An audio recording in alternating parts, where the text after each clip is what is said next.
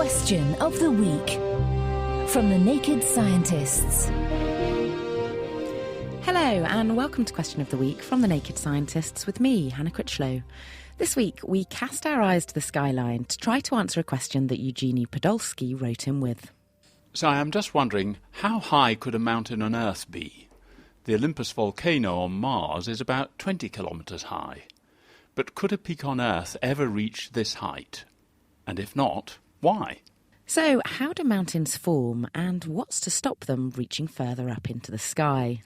My name is Nicky White and I'm a geologist who works at the Department of Earth Sciences in the University of Cambridge. Okay, it's well known that the Himalayas are amongst the highest mountains on Earth, with Mount Everest peaking at just over 8 kilometres. And an important question is, why on Earth do you not get mountains that are higher than that? And the main reason is that there are two things fighting against each other when you make mountains. First of all, you have the plate forces. So for the Himalayas, India is colliding with the Eurasian plate and forcing the crust to become thicker, which pushes the Himalayas up in the air. But something else is going on that's often not talked much about, which is that mountains eventually tend to fall down just through their own weight. And the important concept here is something called viscosity, which, if you like, is the runniness of the rock that's inside the mountains. A useful analogy is something like syrup. So if you imagined that you created the Himalayas out of syrup, I think it would be easy to see that as soon as you start pushing the mountain up in the air, it also starts to fall down because the syrup will flow out sideways.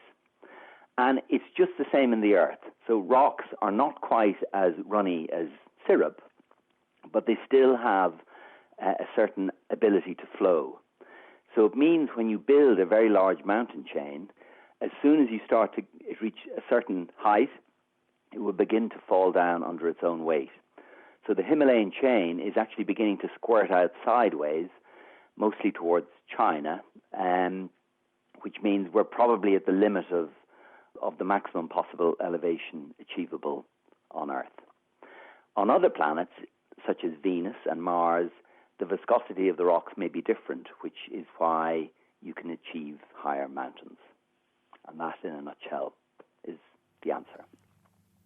Thanks, Nicky. So mountains fall down due to their own weight, and the height at which they start to fall is due to how runny the material is that they're made up from. There's actually a number called the Argon number, which is essentially the weight of the mountain divided by its runniness, and this helps us to know how high a mountain can grow. Everest is just about at its max. We now turn our pondering eyes inwards as we try to tackle our next question. Hello, my name is Claes, I'm from Sweden. What is the physiology behind emotional breakdown? Everybody has had the feeling in traumatic situations of getting all choked up, voice breaking and tears welling up. What is happening in our bodies during such occurrences? So what is going on in our bodies and brains during an emotional breakdown? Send your thoughts to studio@thenakedscientists.com. You can tweet @nakedscientists. You can write on our Facebook page, or you can join in the live debate on our forum, which is at nakedscientists.com/forum. The Naked Scientists Question of the Week, brought to you in association with the Houter Wisman Foundation, supporting science and education from Alpha to Omega.